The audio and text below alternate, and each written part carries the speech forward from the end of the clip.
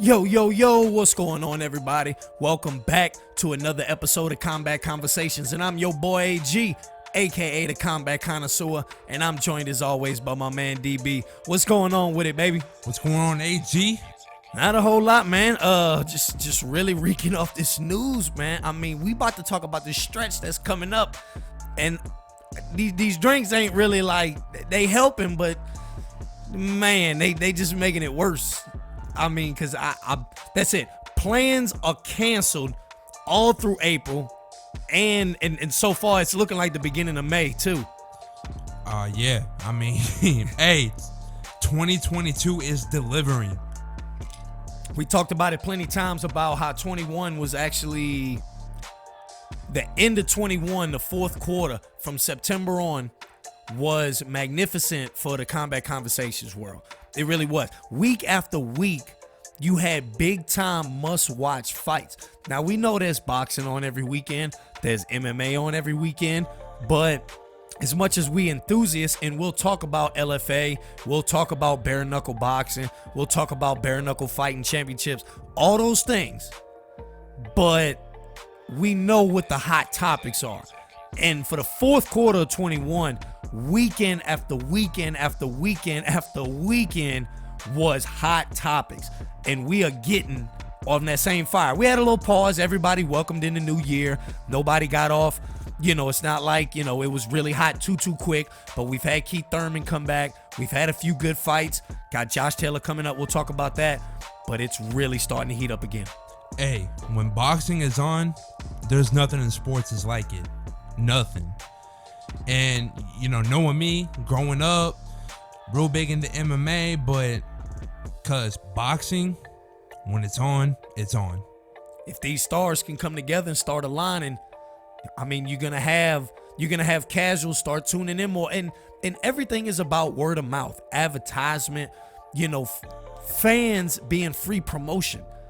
People ain't talking about it like that. I mean, we talk about it, we hear, but that's just it. We'll tell people, and the fights aren't often enough to make people want to cancel things or maybe not plan nothing and plan something for the fight. That's what Floyd did best. Floyd's fights were TBE. events. Floyd's fights were events.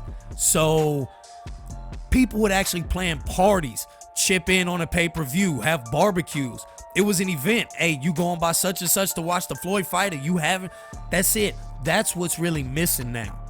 UFC has that. I'm sure you got these pay-per-views. You know how many people got together to watch the pay-per-view, had a cookout that day, People chipping in. Anticipating it. That's my point. Knowing that it was announced in December and stuff, that you plan for that. So right now, we're going to get into it. Hot topic. Let's kick it off. Announced today, baby. My man Canelo Alvarez fighting Dmitry Bivol, taking the tough route. Kudos to my man Canelo. Much respect. Hey, much respect for taking this fight instead of Makabu. Hey, Canelo's been listening to that Combat Conversation. I think he has been listening to that Combat Conversations. So, just announced, Canelo took the Matchroom deal over the PBC deal. So, as y'all know, the Matchroom deal involved Dmitry Bivol and, secondarily Triple G. Meanwhile, the PBC one had Jermall Charlo and David Benavidez. Bro. And you said you wanted the Matchroom one too, just as well as I did. And I'm happy he took it, but man, I mean, bro, you literally have people out here thinking that Canelo fighting Bivol is a duck cherry picking move not to fight Charlo. I know. Bro. I don't understand it.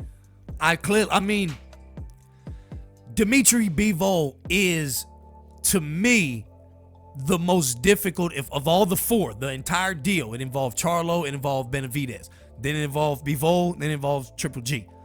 I feel Bivol will be the toughest test out of all of them. He's the youngest, the style, his footwork, his power. We've explained it. Why I believe Dmitry Bivol has the tools to beat Canelo. Naturally bigger guy. Hey, does he have the drive and the will? We're going to find out. But I mean, Canelo is known to get them favorable scorecards. Well, I mean, it's like what we talked about on the last card, you know, when we were talking about Robert Whittaker and Izzy. You know, we said it was 3-1, a competitive 3-1. One could argue it was 2-2. And then post-fight, you know, Izzy's like, look, you can't just do enough. You got to take the title. And that definitely goes with Canelo. Like, you can't have these close fights. You can't take that moral victory and feel like, hey, I did enough on the cards, because we know, you know, them judges are going to favor Canelo more. So, like, if it's close, it's almost a guaranteed win for Canelo. Yeah.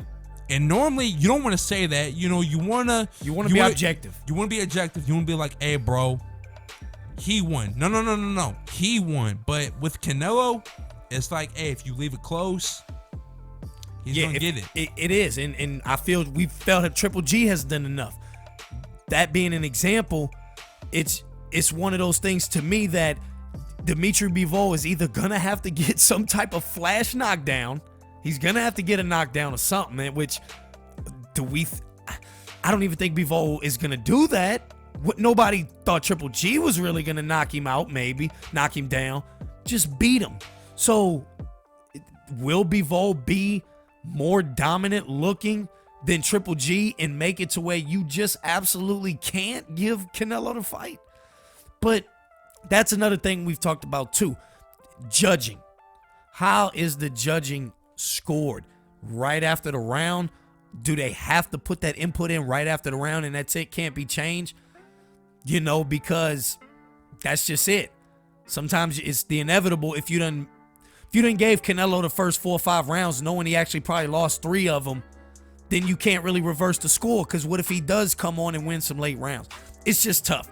We just trying to pick apart corruption and knowing that you really can't do it. And I'm not saying that Canelo's judges are ever corrupt, but we know there are robberies in the game that cannot be explained. Happened on Showbox 2 weeks ago. All the old school legends on there saying, I don't know what the judges saw. We don't know what the judges saw. Everybody shoulder shrugs and hands go up. No, so like, look, we've talked about judging scoring a couple times, but like, let me ask you, if you're a judge, how are you judging a fight? I'm going to look at, you know, we all have our different ways of judging, but I like activity. We all like clean punches. But to me, it's about effectiveness. Who's actually accomplishing what they're trying to accomplish? If it be fighting on the inside, fighting on the outside, I think you can see that throughout the fight. Who's actually like taking control, and at certain points, who's in control. But you know, the Charlo fight with Castaño, how did that judge? Ridiculous. How did that judge see? If you won the draw, okay, fine. But one judge gave it 118, 110. What 117, 111. 117, 111? 117, 111. What in the absolute fuck? I mean, how do you know? I think the first Triple G fight, I'm pretty sure Canelo got a 118, 110, or 117, 111. Like, what in the actual fuck? Like, it's almost like the verdict is justifiable. Maybe it should have been a draw. Okay. But the one that gave him the win, again, you gonna give him the fucking runaway? Absolute nonsense. And I feel Dmitry Bivol could be the next victim of those type of scorecards. No, it's not going to be. It's gonna be. Like, I love Canelo as much as the next dude. I'm a fan. He's my number 1 pound for pound, and I do think he's gonna win. I'm taking my money to him on the bank on the win. Yeah, I'm taking Canelo as well, but we gotta be honest. Gotta be biased. Unbiased. We are unbiased, my Godfather moment. But look, slow down. If it's a close fight and you're not showing, like you're not taking it, it's gonna go to Canelo. It is. Yeah. You know, I don't want to say it's almost set up to where Canelo can't lose. I know that falls under corruption, but yeah, you don't want to say that. So, you know, I think it's gonna be Same thing. mean, we judged it. Many people, and here's the thing with the Caleb. Let's take it back to the Caleb Plant fight. If you're judging the boxing match just round by round, simply round by round, there were many early rounds. The first 6, 7 rounds, Caleb Plant is outboxing Canelo. Caleb Plant's punches are not doing no significant damage, but he's landing more shots. He's just outboxing him, a little bit more active, touching him up a little bit more, but essentially not damaging his health bar whatsoever. But then when Canelo starts kicking in, he easily takes him out. But then you look at the scorecards, and it's like many of them had Canelo running away with it early, when I didn't feel that was the case. That's how you judge, you judge the fight round by round. Same thing with UFC or MMA with the 5 card. You judging it round by round. If you got a close 3-1, close 2-2, if you have a 3-1 and you consider them all swing rounds, then you may as well say the other guy could be up 3-1 also. So yeah. Well, I mean, you want another example? Go back to the Khan and Brook fight. You felt Khan was we'll doing talk about that. work. We both got to eat a little crow on that. Yeah, definitely. But you go back to that fight, and I told you after the first couple rounds, I was like, look, I got Brooks up 2-0, 3-0, and you were like, nah, Khan, he's taking damage, but he's still fighting. He's still doing, trying to do his thing. And then we look at the unofficial scorecard, and they had it Brooks every single round, all the way. So let's obviously we're gonna talk more about Canelo, but let's talk about the Khan and Brook fight real quick. So obviously I had Khan. I thought we was gonna see some hella good residuals off that Bud training with Bomac and Bud. Just wrong, simply wrong. The chin didn't hold up. I felt we saw the tactics. Like you just said, he was boxing well. I felt like he was outworking him. But Brooks' punches were doing so much more damage. Khan has the absolute worst chin in boxing. Bro, there was more than one occasion where Khan had spaghetti legs. Off of what may not have been the most powerful punch. No. Not sitting here saying me and you could take either one, but on the standards of boxing, championship boxing that we watch, it's fucking bad. The shots that Khan was getting stumbled on was fucking bad. His chin is absolutely gone. And you're starting to see that with Luis Ortiz. Yeah. He lucked up against Charles Martin to be able to slip out of it because he is a vastly superior fighter than Charles Martin. But you're not going to have that luck with Chisora or Wilder. Or nothing. You're not getting up from that. No. And they know how to finish you. Charles Martin just is, he's good, but Charles Martin's not great. No. Luis Ortiz had the skills to be great, but his chin's always been tested. Well, at least let's say just by Deontay Wilder for sure. And you starting to see the back end of that, of how that happened against Charles Martin. And he luckily survived, but his chin, man, Khan's chin is gone. And and Brook being a former champ and a great fighter, he finished him off. So completely wrong. Hey, first L of the year. First L. Yeah, pretty bad L, but nah, I feel like it was a little bit more bad for you because you had Khan knocking him out. I had it by decision. That's okay. You still took an L too. Hold that L. An L's an L. Don't matter how you justify it. L's an L. So on that note, it's just the reason why we picked him. Right. It's just not seeing those residuals, but. Now I was gonna say on that note, so Brooks looked damn good because remember. We also said we weren't really expecting anything. Wasn't really expecting too many fireworks. And I got to say, Brooks looked damn good. The UK crowd showed up like they always do. No titles on the line. And I tweeted out shortly, I want to say shortly after the fight began, like round 1. Just seeing the atmosphere and the electricity in the building was jumping off the screen. That Khan-Brook fight was phenomenal for television. And the UK crowd showed up. And I tweeted shortly after it started that this is a prime example why Anthony Joshua versus Deontay Wilder would still be an all-time great showdown despite there not being any belts on the line. Absolutely. Would be a banger. The crowd would show up. Pay-per-view would sell millions. I really do think so. Close to, I do think. And even then, that was a pay-per-view ESPN Plus presentation for us. So, I mean, I know Anthony Joshua, Deontay Wilder would be a pay-per-view fight, but I still think it would, if not $1 million, I think that fight would definitely touch a couple 100,000. Yeah. 800,000. Canelo could bring that in with Caleb Plant. He might, this Bivol fight might touch $1 million with DAZN.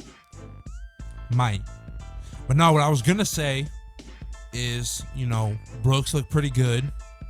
Brooke looked very good. Very good. And in his fight against Barrios, Keith, sometimes Thurman, he looked pretty good. So you down to see Brooks and Thurman? I'm down to see Brooke and Thurman. Moment. Keith Thurman probably could bring a little bit more. Ain't no probably about it. I know Keith Thurman would be more of problems for Brooke than Khan was, because the main thing it was Khan versus Brooke. It was the battle of the chin versus the battle of the eye. Everybody know Brooke's eyes are like for some reason just up. Look, you just got on. They just always get puffy. He can't see shit. He's like Rocky out there. But hey, Paulie gave the best advice. Hit the one in the middle. That's my dude right there. So, no, I really do feel that Keith Thurman would pose a much bigger problem for Brooke than Khan did. Would it be a fight I want to see? Do I want to see it? If it was on, yeah, sure. Am I asking for it? No, I'm not really asking too much for Brooke because I feel like he's a gatekeeper now. But do we not want to see gatekeepers anymore? No, I think we do. We want to see gatekeepers could be used in two ways. They could be used as to test young guys coming up, or they can two gatekeepers go at it and see if one gatekeeper might have gotten back to where he was and maybe give him another chance. Right. Because that's essentially what Brooke and Thurman fight would be. So you're saying have you either want one to of them see gotten it. better to fight for a belt? So you're saying you want to see it, but you're saying it's not like main event quality, like co-main event. No, it's main event quality. I'm just not asking for it. I'm just not saying, man, I want Thurman to fight Brooke next. If it happens, I'm not mad. I'm gonna watch it, but it's a fight that I'm not necessarily asking for. Okay. So, I mean, that happened last week. What else was last week? Then we had some UFC on last week. They had a couple nice fights, but we're gonna get into what's going on this next week. First off, let's just stick with the boxing. Josh Taylor's back in action versus Catterall. Can Jack pull off the Kambosos? No. I still stand by my, when we was talking about that pound for pound late last year, I still believe that Taylor, behind Bud Crawford, is probably the second best, most accurate puncher in the game. Right. And, as much as we want to see everyone pull a Kambosos, it's not going to happen. I think Josh Taylor, I'm not saying he's going to outright dominate, but I think it'll probably be close for, the first 4, maybe 5 rounds. But I think as the fight goes on, I think Josh is going to pull away. Okay. You predicting split decision knockout? Because I kind of, I don't know. I guess in my heart, for some strange reason, I don't know if Kambosos did this to me or what, but I'm a little bit worried that Catterall could pull off the Kambosos. Not saying he will. Don't really think he will, because I really think that highly of Josh Taylor. But something's just in my gut, man, and something's not sitting with me well about it. They saying Josh Taylor's in best shape of his life. He's more hungry than ever because now that he has the belts, there's more people want it than have it. So you got to maintain. You got to work harder to maintain it. So you come in with Catterall, who's hungry. In one fight, he could take all the belts. Don't even have to work for each one.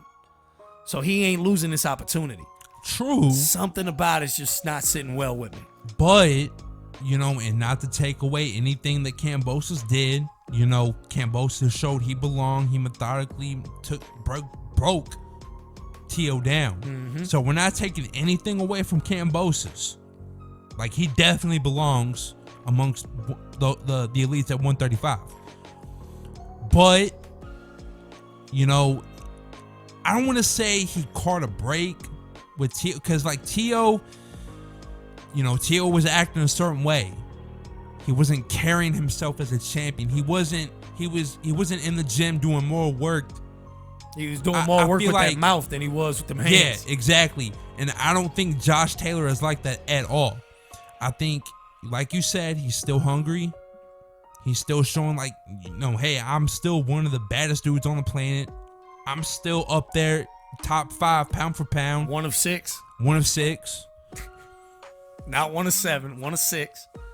But I just feel like he's going to go in there. He's going to take care of business. It's going to be close the first 4 or 5, maybe 6 rounds. But eventually, Taylor, he's going to pull away. Okay. And that's my too. I'll side with that prediction that early on, maybe Catterall will come out hungry. But as the rounds go on, Josh Taylor is just going to come out and just start to show he is a superior fighter. So let me ask you this real quick before we move on. And you'll probably think it's a dumb question, but for sake of argument, just go with it. Okay. Do you think Catterall is better than Regis? No. Okay, so you saw what Taylor did against Regis. What makes you think he's not going to do better against Catterall? Like, why are you so concerned? Like, why do you got it in your gut that you feel like something just ain't right? You know how sometimes you just can't really explain those gut feelings? Like, you know, it just, I don't know. It's just something about it. You know, just the way, you know, Catterall carries himself. He's not, you know, popping off at the mouth. He's not one of them guys that you really want to get knocked out. You know, you just got some of them personas, aka the T.O. persona. You just really like, man, somebody just needs to shut this dude up. You know, Catterall's not bringing that, so I'm not leaning towards that emotion. I don't know, just something about it. But, you know, Josh might break him down like a sack of bricks and just put all at the bed and just make me be like, okay, that must have just been something I ate. I don't know, but it's just something about it, man. Something about it. So that's going to be tomorrow. And then after that, Matchroom has a card, Lawrence Okolie, who we talked about before is a champ, fighting Michael Cieslak, who has fought and lost to Makabu, who Canelo was supposed to fight. And now here's another one that Michael's a good fighter, but he's not great. And I think Lawrence Okolie's going to break him down and not make that a close fight. So I got Lawrence Okolie taking him out late. You know, I'm either going to go late knockout or he's going to cruise to unanimous decision. It's not going to be close. Lawrence Okolie is going to put him away. Lawrence Okolie, 7th round stoppage. And I wouldn't be surprised if I saw that. I really wouldn't. Because I feel like he's a cruiserweight that's coming up young, hungry, like we talk about. Sometimes the position that you're in, to me, means a lot. You know, whether not having all the 4 belts, not having them, 1 belt, unifying, little things like that. We all kind of sit, watch, and observe fighters. And the position that they in can sometimes give you more motivation of where they're going to go forward. Or sometimes it might, like, you know, John Jones. You said you about tired of him. What? He's still great. You know he's great. But you're not liking what you're seeing. No. It's just not the direction you want to see. So it's not motivating like I'm saying. Like John Jones is on to something big here. It's like, man, this dude, But he's stalling. Yeah. It's basically what he's doing. He's stalling. But what's he stalling for? Dana's going to give him what he wants. He's finding more battles on Twitter than he is in the cage. What battles are for them what battles for him right now in the cage? Cyril Gane coming off a loss. Still the fight. When Stipe fighting? He's not scheduled to fight. He hasn't fought since he got knocked out. Could he take on a shoey? You can make that fight. Should he knock out the beast after, back-to-back times, whatever? No, he ain't gonna fight. He ain't gonna take Derek Lewis, no. But if you had to pick, it's either who does John Jones coming back, because he's a high rank. Dana's gonna give him a high fight. He's not gonna fight Ty. I mean, he could fight him. I wouldn't complain, but he's not gonna fight him. Not because he doesn't want to, but Ty's only number 3 in the heavyweight pound for pound rankings. So he's probably either gonna fight Gane, Stipe, or he may just get a direct title shot if Francis comes back. But again, we don't know about Francis' contract situation. We don't know how that's gonna play out. And if I'm not mistaken, I think he said he had to get surgery because in the Gane fight he had an MCL injury. So they may do an interim title fight, which I know you don't like. No, but it is dumb, but essentially it's okay. But given the circumstances. No, I'm saying Dana is gonna please us by whoever wins the interim champion will automatically fight the champ next fight. He's not gonna fuck around with the bullshit and let some guy carry the interim title for 2 and 3 fights and claim he's the interim champ.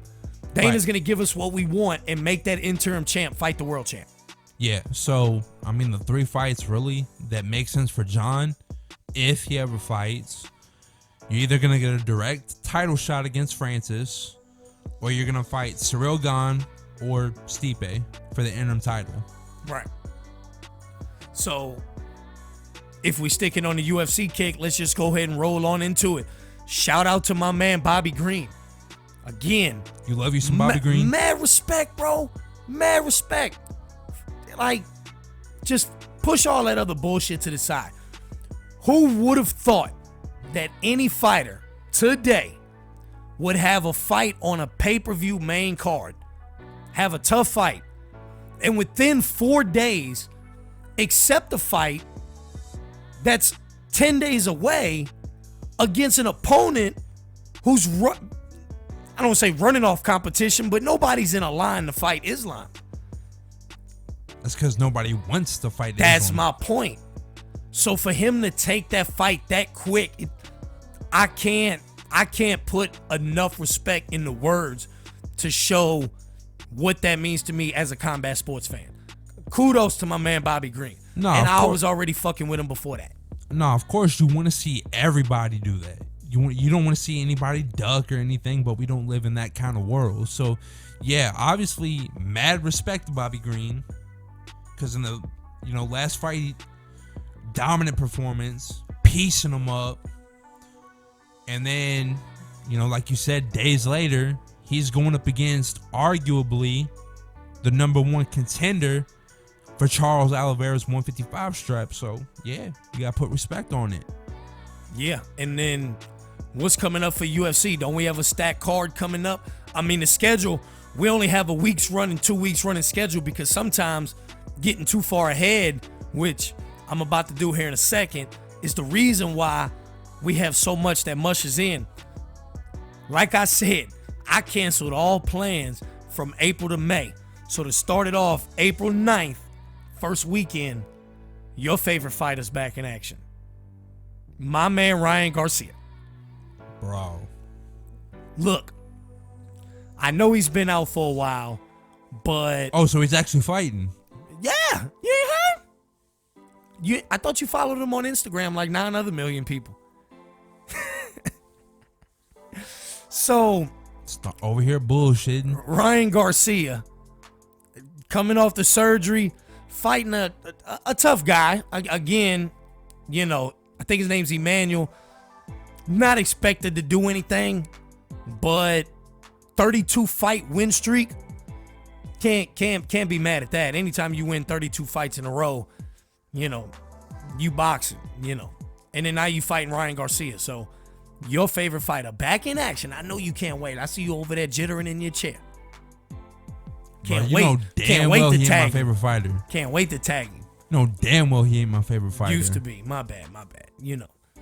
Now you're on the Lomachenko train. Bro, I'll hop on the Tank train before I hop back on the Ryan Garcia train. I can't hop on that Tank train except when he's about to fight Riley. That's it. And the way Leonard Ellaby and... You know what? Forget Daddy Floyd. It's really Daddy Leonard Ellaby. When that man talks about Tank, that man talks about Tank like he's his favorite child. I swear for Lord. He's like that proud papa talking about... Stupid proud papa. Like his son just fucking outplaced everybody. And he talks about... and all it is numbers to him. It's never about skill. It's always about how many pay-per-views he sold and shit like that. And it's like, they not eye-popping anyway. He said Tank's a bigger star than all the other lightweights combined when it comes to like stardom. Numbers ain't showing it. 135. That means you had Ryan Garcia, you had Lomachenko, you had Devin Haney, you had Kambosos now, you had Teofimo Lopez. Add all them together and he was a bigger star than them, outselling them out, more fans, all them put together. Fuck out of here. Fuck out my face with that shit. Daddy Leonard Ellaby it's all about him now. Daddy Leo. Like it's sickening. This dude is a trip. I mean, it didn't take long for them to re-show that Isak Cruz and Tank fight. No, it didn't. Next week. We talked about that. You know, that's the thing. That's a clear indication of not many sales. Is because when not many people seen it, when it has low sales, they got to get it back out there quick while the buzz is still hot. If they sell millions, then first off, they're satisfied. Enough people saw it, so they won't put it out there to the public for a while because it's going to make the ones who didn't buy it want to get it next time. Be like, man, look, man, that Canelo fight sold that many, and man, it was hot. Like, I didn't get it. Shit, I'm going to get it next time. So they wait a month and a half to show it. But when nobody buys the Tank fight, but yet it's still buzzing a little bit, you got to put it out there so that other people can engage and talk with it. So, I mean, that's just logic right there. I mean, that it don't take much to think to understand that concept of why they do things like that. So, that's April 9th. Week after that, April 16th, Spence, Quack versus Ugis. I should have said Arrow Quack Spence versus Yordenis Ugis. Watch what's going to happen. Like, if Spence wins, we still ain't going to get, Bud Crawford and Spence. We ain't getting that. So watch. I bet if Ugis somehow wins, he'll get Bud Crawford. I believe that too. But check this out. So, I believe Spence just made the comment a couple days ago that he's coming for the next belt after he handles Ugis, right? Then you had everybody basically coming out the woodwork saying, did y'all hear Spence calling for Bud? Did y'all hear Spence calling for Bud? And I'm sitting there thinking to myself, like, he didn't say that. He said he's coming for that belt. Now, I'm not stupid. I understand Bud has the belt. So if he's coming for that belt, logically, that would mean he's coming for Bud. I give him that. But now Bud's talking about moving up. Like, and they'll tell you that Bud is moving up to duck Spence. But this whole time, he's just like, I'm trying to get past it, move on with my career. Now you hearing Spence talk a little bit more about coming to get it. I'm coming for the belt. That's all he said. And then they want to talk about, y'all heard him calling out Bud? Nah, Spence, you want to fight Bud after you handle Ugis, you better say Bud's name by name. Terrence Bud Crawford, I'm coming for you. I want you. If I don't hear anything along them lines, I'm done with Errol Spence. I mean, you might as well go ahead and just accept that because you know it's not going to happen. I'm anxious to see what type of post-fight press conference we'll get. and I agree with you. If for some, well, here's the thing. I bet almost for certain there's a rematch clause in there. I bet if you gets beat Spence, I bet there's a rematch clause. I'll just accept that we're not getting the fight ever. True. I mean, that is just acceptance. Like Detox. It's not coming out, though. Detox is not coming out. So, week after April 16th, April 23rd, third week, my man, the Gypsy King, has finally got his opponent, Dillian White, to sign that contract. Finally. For a man, I've never seen a man take so long to sign a contract who was so loud about getting his title shot. Just goes to show you. Never seen it. Just goes to show you, he ain't no different. He's all about the money. And I get it. You know, if you believe you're worth more, go and get that bag. But Market it's like, value. But it's like, if you really think you're that much better than Fury, go ahead, put your name pen to paper, beat him, and then you'll be the A side, and you can dictate how the show goes. That's it. So it mind blew me how long it took him to really sign that contract, but it doesn't matter now. All that's aside. Fight's on April 23rd. Let's get it. That union belt. You know, forget, I ain't worried about that union belt. Okay. Now, where does Fury go after that, after he takes care of White? Is it Usyk? Hopefully. Because Anthony Joshua's been... We don't know when that fight's going to happen. Don't know yet, but Anthony Joshua has been showing signs of getting ready for something coming soon. Of course, like a little bit more active, a little bit more post. That's all. So I really feel like Anthony Joshua's putting it out there that something's brewing, you know. And Usyk has his own battles going on the other side of the world right now. So that's coming up. I really do believe Fury's just going to dismantle Dillian White. I hope he dismantles Dillian White.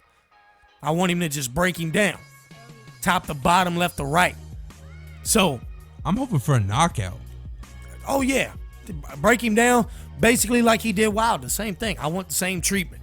Just plunder him for all them rounds and just hit him with the knockout blow. I mean, I would love for him to fight Usyk next after he dismantles Dillian White, but I know that's not going to happen. So if I had to say what was next for him, you know, I hope maybe he would get Parker, Joe Joyce maybe. Yeah, I think I'd rather him get Joe Joyce out the way first than Parker. He hangs out with Parker a lot. Not to say that means anything, but, you know. Yeah, but I know, but it's just like, for resume's sake, you know, you still got people out there bitching about Fury not fighting people. So it's like, hey, take care of Dillian White. Get, you know, Joyce on there.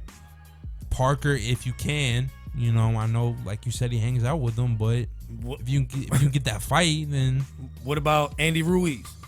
No, you don't want that. No, I mean, he had his busted up. Look, I get it. He slimmed down. He's been working with Canelo. You know, been chopping on that special taco meat. You know, I get it. He slimmed down. This is the best we've seen Andy Ruiz, but he ain't done nothing. He hasn't fought since he's been in that position. He looked below he looked mediocre against Areola. Got knocked down, didn't look too impressive. Come back on late, real strong with the hands. But then that's when he gets with Eddie Reynoso, slims up, loses all his weight, and ain't heard a peep about a fight coming up. No. So he doesn't deserve a title shot, in my opinion. I think most people would agree with that. Yep, I believe that. Definitely don't want to see Wilder again. No. We don't need to see it for. Scratch that. We moving on. Yeah, we move. So the week after that, 3 weeks in a row. Now, April 30th, we got a double-decker day. Let's start it off first with Shakur Stevenson and Valdez. Hey, y'all want to see a dead body? Man. I said it before, gonna say it again. I hope Shakur Stevenson beats the sweet tea out of Oscar Valdez. We don't want to hear that. He posted pictures. That was a pretty funny tweet. Did you see that shit? Oscar Valdez posted a picture of him and himself enjoying some coffee. And, hey, Shakur just tweeted what we were all thinking. He said, make sure that's clean coffee, man, because we don't want no sweet tea incident like we had last time. But it doesn't even matter. Apparently that shit didn't help against Kambosos. That shit ain't helping against Shakur. Shakur is going to methodically break this guy down. Shakur's about to beat that ass. Yeah, I mean, Oscar Valdez had some hype because of that knockout that he had, knockout of the year candidate before he fought Kambosos. Right. But I don't feel he's a next level boxer. I don't feel he's got the sweet science. I mean, look, Shakur Stevenson has that sweet science. Oh, no doubt. But it's like, when I saw that fight was announced, yeah, I'm happy because, we'll get to see Shakur whoop that ass. But I'm just happy because I want him to do away with 130 as quick as possible. I want him to go to 135. I do. Shakur Stevenson, we've said it time and time again, he's here. Oh, Shakur's here. He's here. By far, bar none, the best boxer under 140. Yeah. So it's like, there's nothing really for him at 130, obviously. So I want him to do away with that as soon as possible. Yeah, it's going to be fun watching him beat the fucking dog piss out of Valdez. I'm going to enjoy the shit out of that. Yeah, okay, AG's going to enjoy the shit out of that, but enjoy that to the fullest. I want him to popcorn ready. I want him to go 135 as soon as possible. Yeah, I mean, I do too. You got a few players in the game at 135 that are going to move up to 140 though, so... But still, I agree. I want him to move up lightweight. I want him to be lightweight champion. No more super featherweight. I want lightweight champion. So that's April 30th. But that's going to be after what I believe to be right now probably the greatest women fight you could make for real. Even more so than another one we'll talk about. But Katie Taylor and Amanda Serrano also on April 30th. Thanks to your man Jake Paul. Go. And we'll get to the point about it with next week.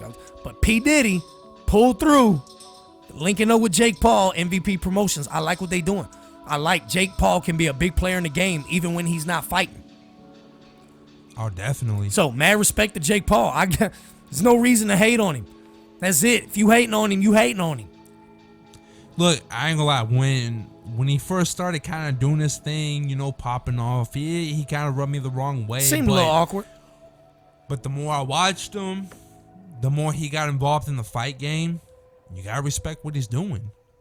I agree. He's showing. Not only is he looking out for the fighters with fighter pay, which I do respect, which I do like, but he's also doing his thing, trying to get some of these fights made. He's getting a lot of fights getting it together. Not necessarily made. Yeah.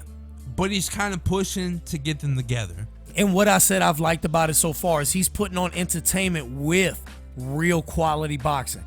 His cards that he's put on, he's had great no-name professional boxers. On top of the entertainment that you see with Frank Gore and D. Will. Well, like which is sandwiched between two great fighters. Like his cards, they've also been good platforms for guys like Montana Love, who later signed a deal with Matchroom. That's the point. Exactly. Good point. He's putting on entertainment while also delivering quality boxers. So, shout out to that. That's going to be a full day on April 30th. And then that's the fourth week. So now the fifth Saturday in a row. The fifth Saturday in a row comes May 7th. We talking Canelo Bivol. Swing it back home. Bring it back home like we did at the beginning of the episode. You're not missing a Canelo fight. No. That's it. If it's in stone right now, May 7th, you already have people making plans for May 7th. Oh, without a doubt. Yeah. Don't plan nobody's anything. That's it. Canelo fight. Nobody's gonna do anything. You're gonna decide what you're gonna eat. That's it. You're gonna have everybody bringing money over to chip in. Bring a dish. That's it. Bring a dish or whatever the case may be. got the kids running around. Like it's gonna be a get together. Exactly. That's what Canelo brings. And I feel like a lot of these fights can be that same thing. Fury and White's gonna be that. You know, Ryan Garcia has a large following. I mean, he's not saying everybody's gonna just all of a sudden want to get together and barbecue, but Ryan Garcia is gonna have eyes on him. Spence apparently is the biggest welterweight seller in the world. He sells more pay-per-views than Bud Crawford, so I guess that's all that really matters, right? To a lot of them, you know. No. But that is what it is. And I think Yugas is riding high coming off of the Pacquiao win, so his popularity is going to be up a little bit. But for that stretch, that entire amazing schedule stretch, we are going to have fight after fight after fight after fight after fight. We're talking ham sandwich after ham sandwich after ham sandwich. That's after it. Ham sandwich. We're going to be full.